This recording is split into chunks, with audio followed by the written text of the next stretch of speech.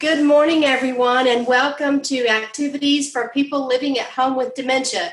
My name is Gail Snyder. I'm the Executive Director for Dementia Friendly Fort Worth, and we are proud to offer this program through sponsorship from the United Way Area Agency on Aging and the University of North Texas Health Science Center. This is a recorded program so that it can be viewed at any time on our YouTube Play channel. Our playlist. And today our topic is cookie conversations, and the host is me. So we're going to get started with baking our cookies. I closed my share too soon. Okay. Well, bring it back up again. So there's our recipe for our cookies. We are making ginger snaps. And what I like about this recipe is it's quick and easy. It doesn't make a huge amount of cookies. So if you don't want a whole lot, it's a quick recipe that gives you a sweet snack.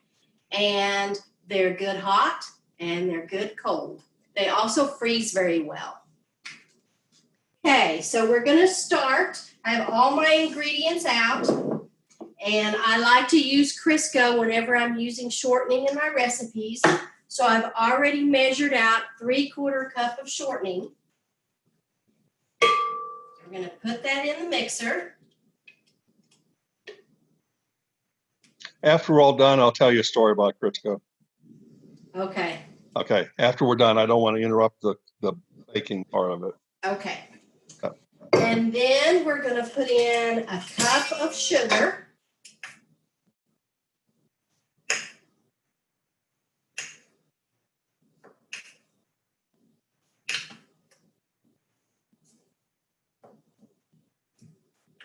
This was a recipe that I actually got from my grandmother. She used to make these a lot. Cup of sugar. And then 4 tablespoons of molasses.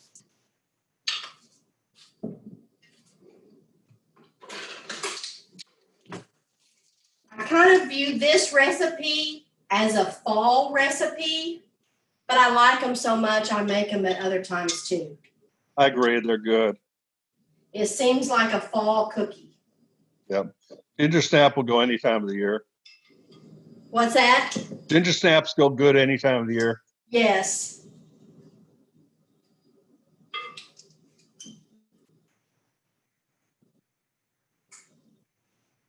And I keep my molasses in the refrigerator, but I set it out last night because when it's cold, you can't hardly get it out of the jar.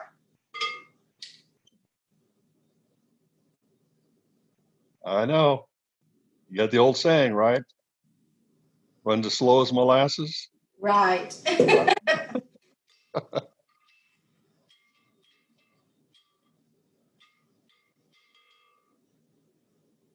That might be a good conversation for one of our sessions to talk about old sayings and what they really mean. I think that'd be good. Yeah.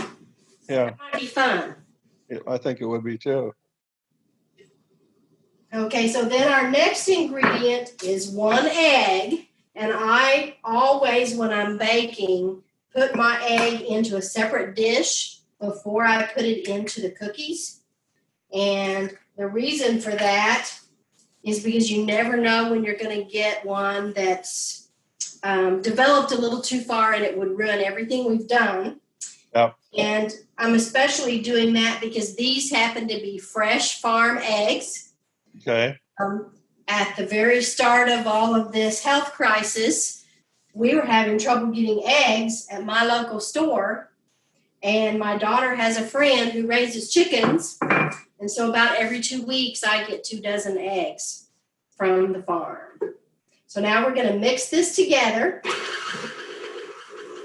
Just enough till it's well combined. Your nice KitchenAid. Together. And then we're going to add in 2 cups of flour.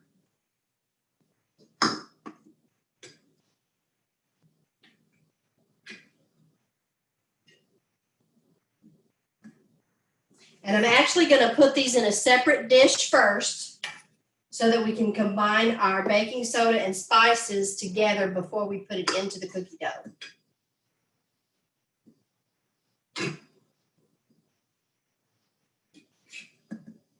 Second cup of flour. And then we're going to put in 2 teaspoons of baking soda, and I have mine in little jars and it's labeled, so I don't have it in the actual baking soda container. And if you're trying to reduce sodium and salt, you can reduce the baking soda by just a little bit. Or if you don't like things terribly salty.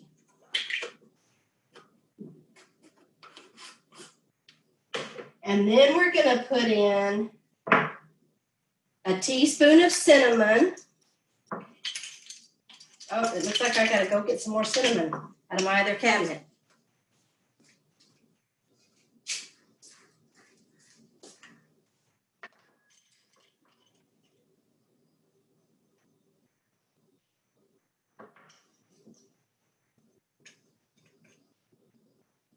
Okay, so a teaspoon of cinnamon.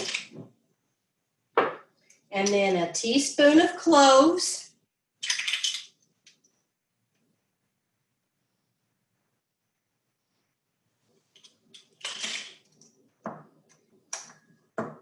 And a teaspoon of ginger.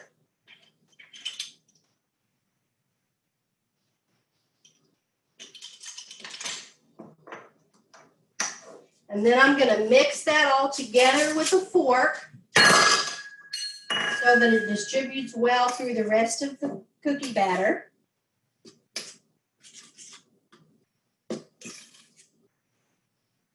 And then we're going to slowly mix this in with the wet ingredients.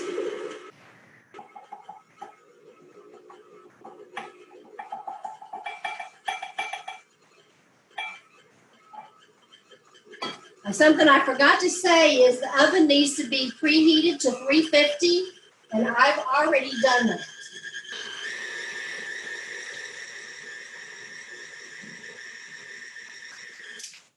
And that's all there is to it as far as mixing the batter. My favorite part is getting to taste it, but I don't do that when I'm sharing my cookies with somebody. Then the next step, I'm going to put just a shallow amount of sugar in the bottom of a dish because we're going to put the cookie batter into bowls and roll it in sugar before we get ready to bake it. So I want to make sure I wash my hands before I start that process.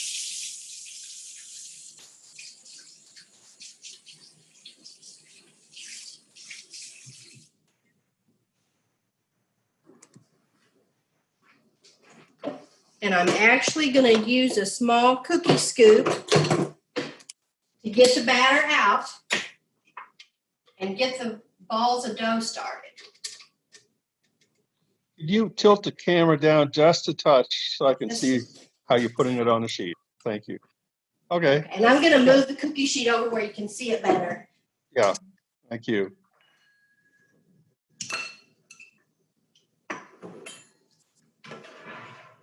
You see that now? Absolutely. Thank you. I'm not going to fill the scoop completely full because I like these cookies to be about 1.5 inches to 2 inches. Ginger snaps to me are better when they're small. So then I'm just going to put it into a nice little ball and flip it around in the sugar and place it on the cookie sheet. And I've put parchment paper on the cookie sheet so that they'll come off easily and it'll be ready for the next batch. And these bake quickly enough that they will be finished before our time is up. Just got to send them through the airwaves. Yes. Yes. So I need something where you can smell the batter because you can smell the molasses in the batter and smell them when they come out of the oven. Another really thing that I like about this cookie recipe is it freezes really well And at Christmas time, trying to prep so that I could have everything ready for Christmas, I prepped cookie dough for 3 or 4 different types of cookies a week or so before and put them in the freezer. So then the day before Christmas Eve, all I had to do was pop them on a cookie sheet and bake them. And it allowed me to do my other stuff that required the mixer and making a big mess. This part was already out of the way. Because at Christmas, I like to do a goodie tray. It's all different kinds of cookies, fudge and divinity and Rice Krispie treats. And on Christmas Eve, when all the family is here, we have that tray of goodies and everybody munches on the goodie tray while we're opening our gifts. It's one of my favorite things about Christmas. My grandmother and I used to do that at Christmas with a big glass tray that she has that she used to use when she did wedding cakes. All right, so now we have our tray of cookies ready. It's all ready. I'm not going to lean it too far so they don't roll. And I'm going to pop this in the oven. Okay.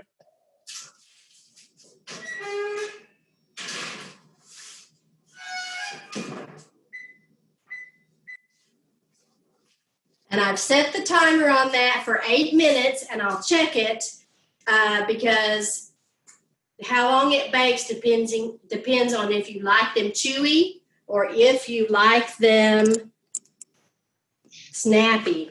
Crispies. The name of the ginger snap. And you said the other day you like your snappy, right? I'll eat any of it anyway. You'll eat any of it. I'll eat anyway. Yeah. So while the others are baking, I can actually work ahead and prep some of the other dough so that it's quicker to get the next batch in when these are done. But it's just a real quick recipe. And this is one cookie recipe that I have that everybody in the family likes.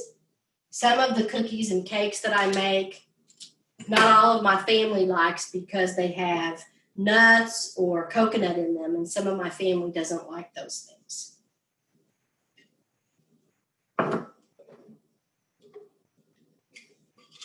I think you said last time you were the only one that ate the cookies you showed us last time. The ones we baked last time, yeah. Yeah, the drop ones. Yes. Now, my sisters all like that cookie, but my husband and my kids don't like it. Even though I've been making it, I was making it all the time when my kids were growing up. They didn't like it. Well, thank you for sacrificing for us. Show us that.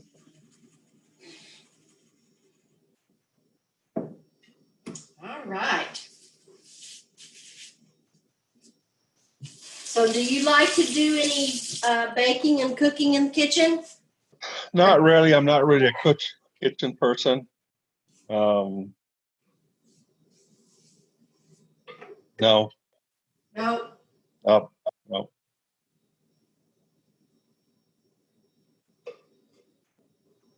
Well, I think I probably said this last time, but my favorite thing to actually do in the kitchen is baking layer cakes.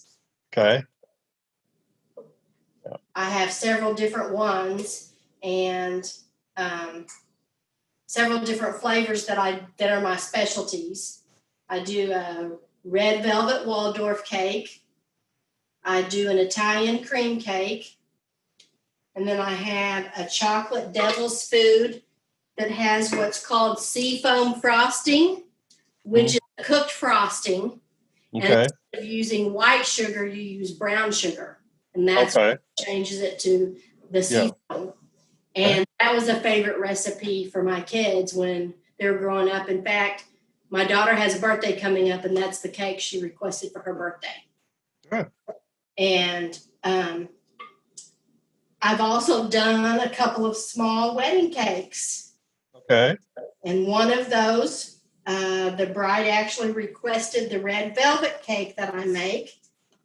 So I made the cake, and then she wanted 100 cupcakes to go with it. Wow. Okay. So, and You were cupcakes busy. are not my favorite to make because it takes longer. Yeah. And for me, it's more tedious than making a whole cake. But So you were busy. You were busy. yes, Yes. I Yeah. planned. I had to plan several days ahead so I could bake the cake, and bake all the cupcakes, and then frost all the cupcakes. But I used a piping tube, and that made it go faster. My oldest daughter got married. My youngest daughter made her wedding cake. Uh-huh. And it was in Florida, and it was so hot, they had to, they brought it from their place about an hour and a half, and icing was starting to melt. Oh dear. So they had to very carefully, she had to very carefully patch things once they got it onto the table. Right. Yeah. Might have been a good idea for her just to flash freeze it in the freezer. Well, she did that, but just because the heat in the car. Yeah. Yeah. Actually, she didn't ice it until that morning at the hotel, but still the heat was just so much. It was hard. Yeah. The layers were starting to move. Mm. And so they had a couple people actually got on side and kind of held it all the way to the table, and then she did some patching. Yeah. Well, the one that I did last year, it had chocolate shavings on, chocolate curls on it, and it was, even though it was like in March, it was still fairly warm. Yeah. What I did is I put the chocolate curls in a tray, and I set that tray down in ice. Okay. And put some lightweight ice packing sheets over that to keep it chilled so that they would still be firm enough for me to transition them to the cake once I arrived at the venue. Yeah. Yeah. So otherwise that would have been a fiasco. It had been melted chocolate all over the place, right? Yes. Yes. Okay, I'm going to take a quick peek at the cookies and see how they're doing. All right.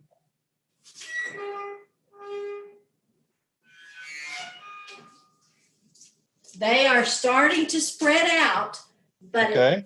And they've got just less than 2 minutes. So I think we might have to go past the 8 minutes on to maybe 9 minutes to really get them the way. Okay. Okay. So what's your favorite cookie that your wife makes? Oh, I don't know. I like chocolate chip. You like chocolate chip? Yeah. But usually almost any cookie. Yeah. Yeah. Two things you talked about brought some memories to me. Uh-huh. One is when you talked about the smell, Right. My mother came and visited us in Thailand for a month. Right. And she came back home, of course, she had slides and things like that. She said, but I wish I could have brought the smells home. Mm-hmm. That would have made so much difference. Right. Relating the stories and things like that. Right. My other one was my Crisco story. Oh, I worked on a ranch in very rural South Dakota for a little while. I wasn't really a rancher. I worked for the guy that owned the ranch. And they had just a little store in a little community there because it was like if you blinked on the road, you missed the city, a little community type of thing. Well, the wife ran out of Crisco one day, so she ran into the little store and they had some Crisco on the shelf. So she bought a container, brought it home, and she opened it up and said, this doesn't smell like Crisco. Doesn't smell right. And this was like in the 70s. She looked on a container, it had a date of the 50s, 1950s on it. Wow. It had been sitting on the shelf that long in that little store. That's a long time. It is a long time. Yeah. And that was when in the It was in the 70s, in the 70s. probably about 76, 77, something like that. So it had been on the shelf for over 25 years. Yep, yep. So I guess she didn't use it, huh? No, she didn't use it, but it was a good story. Yes. I thought you were going to tell me something about how it was made. Okay, so I'm going to turn the camera around so that I can go over here to where the oven is at. Okay. No, I'm not gonna tell any stories about how Crisco's made. Now I'm going to let you take a peek, but they need just another minute or two. Look good. You see that? Yep, I do. They look good. Well, they're not quite done, so I'm going to let them stay in for another minute.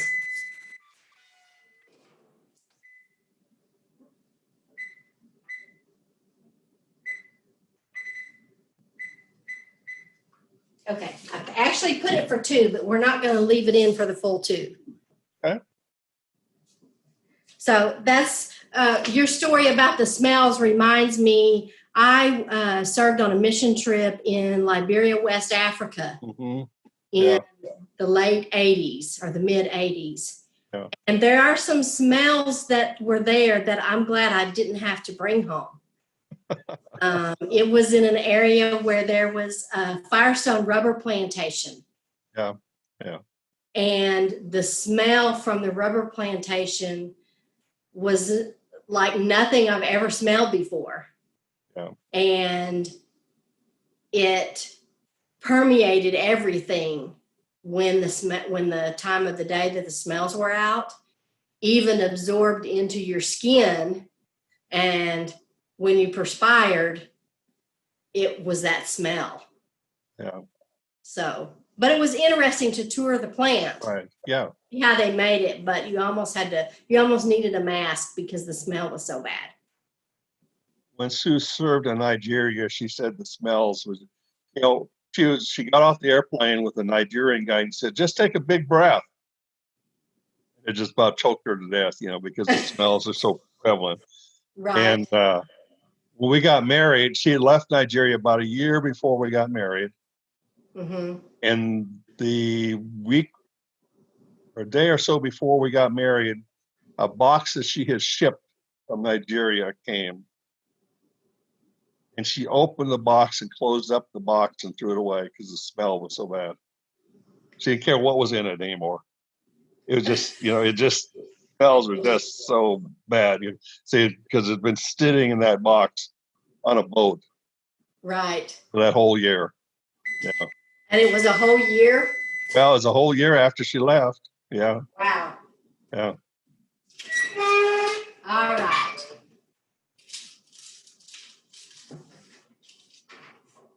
Now, these are just perfectly done. Can you see that? I can. Yes, they look good. Now, once they cool, they won't look puffy anymore, as you probably know. But these are going to be chewy. If I wanted them to be snappy, we'd have to leave them in a couple more minutes. Oh,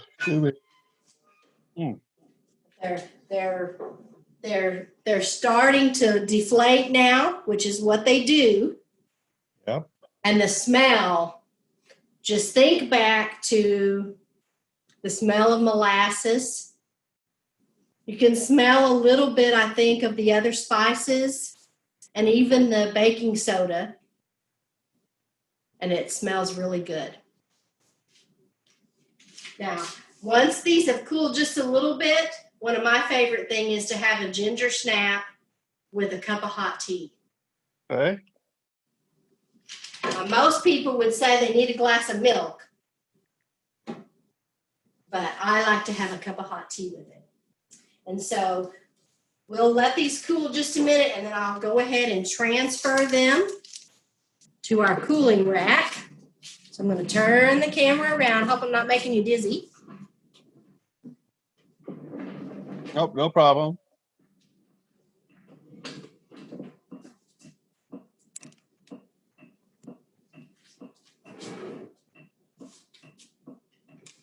There we go. And now I'll gently transfer these to the cooling rack. Whoop.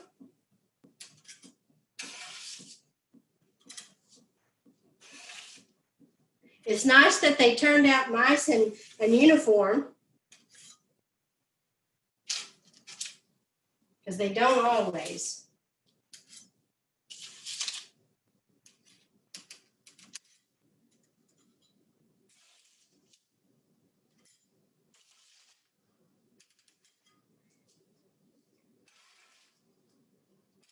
And they're all just about 2 inches in diameter. Okay. And now, because we did our prep work, while those were baking, I have enough to put in another sheet to bake right away. All right.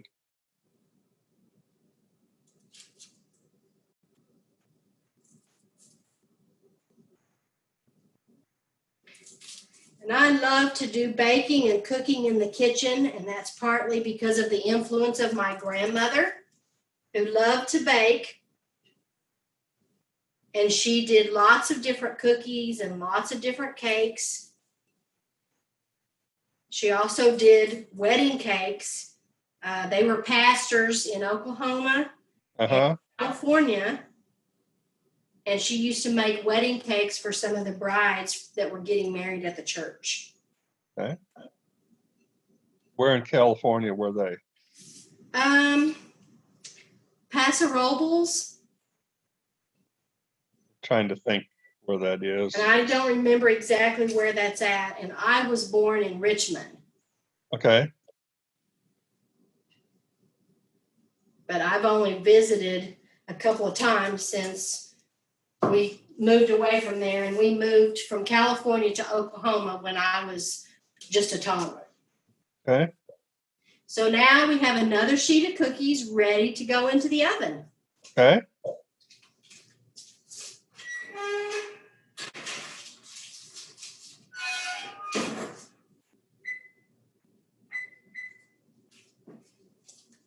And I set the timer on that for 9 minutes because the last batch needed a little bit more time.